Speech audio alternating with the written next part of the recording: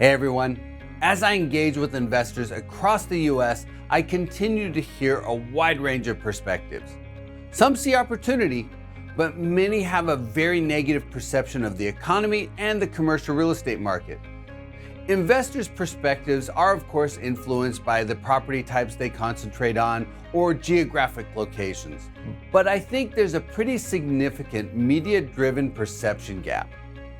The media remains focused on recession risk, a systemic banking crisis, inflation, rising interest rates, and the prospect of upcoming waves of commercial real estate distress. And I think the noise from the media is drowning out the actual hard numbers, the key performance indicators, and hence the perception gap. Don't get me wrong, there are some real challenges out there. The office market is disrupted, financing costs are a lot higher than they were a year ago, and asset prices are still recalibrating. I want to share some key metrics, data and contextualization that doesn't get as much airtime. I'll start with GDP. Economic growth was 2.1% last year and 1.1% annualized in the first quarter of 2023. That aligns with the consensus blue chip economic forecast for the full year of 2023, which is 1.2%. The media keeps focusing on an imminent recession, but the economy has generally been growing for the last 2 years, and the consensus blue chip economic forecasts for both 2023 and 2024 remain positive. Another key metric is job creation. The US has added jobs every month for the last 27 months, and there are 3 million more jobs in the US today than there were before the pandemic. In the first quarter of this year, the US added more than 1 million new jobs. Think about that. We keep hearing about an imminent recession, but we added more than 1 million jobs in the first 3 months of this year.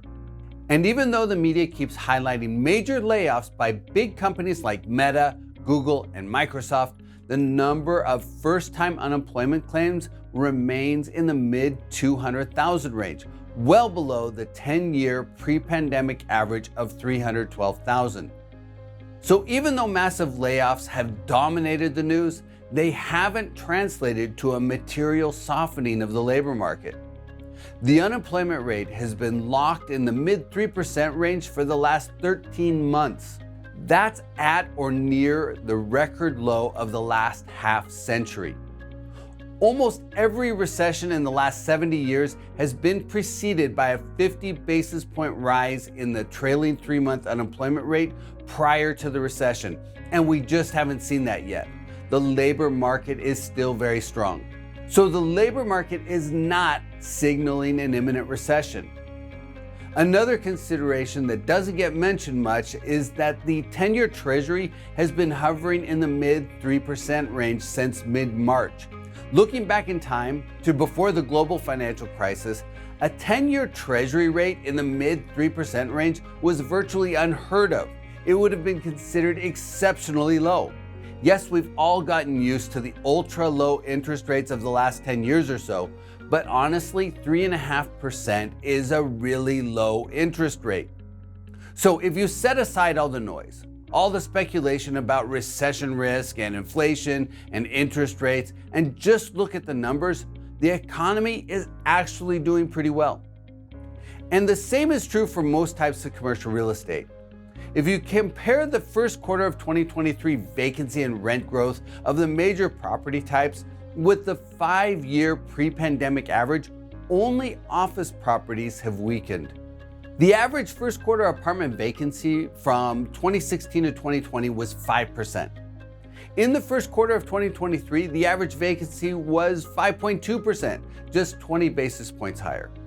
But apartments had 6.4% rent growth over the last year, outpacing the 5-year pre-pandemic average of 4.4%. So even though apartment performance has softened, it's still comparable to how the sector was performing prior to the health crisis. Multi-tenant retail has improved. The 5-year average vacancy for multi-tenant retail before the health crisis was 5.9%, with rent growth of 2.7%. Comparatively, in the first quarter of this year, vacancy was 5.6% with 5.5% rent growth. So from both a vacancy and rent growth perspective, multi-tenant retail is outperforming. Industrial's also outperforming the pre-pandemic average, with the most recent vacancy reading of 4% compared to the pre-pandemic 5-year average of 4.9%.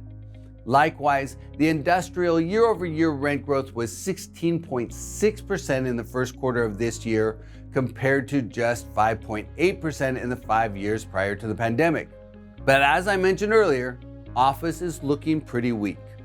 The average office vacancy in the first quarter of 2023 was 16.8%, compared to the pre-pandemic first quarter average vacancy of 13.1%. And the average annual rent growth for office between 2016 and 2020 was 3.1%, which is dramatically higher than the 0.7% office rent growth achieved in the last year. So while we keep hearing about the forces weighing on commercial real estate and how a huge wave of distress is imminent, if you compare the first quarter 2023 results against the 5-year average before the pandemic, only office is living up to the media hype. All the other property types are performing well. My point here is that there's a broad-based media-driven perception that commercial real estate and the economy as a whole faces a major reset. But when you look at the numbers, they tell a very different story.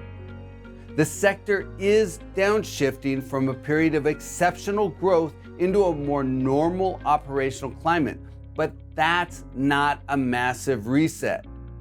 Yes, it's absolutely possible that the US could fall into a recession that drags commercial real estate down, but we've been hearing that story for a while now, and it hasn't shown up yet. By the same token, investors should remain vigilant. The market is softening and asset pricing is recalibrating, but don't get caught in the perception gap. Consider the hard numbers, and as always, think forward. Keep your eyes on the horizon.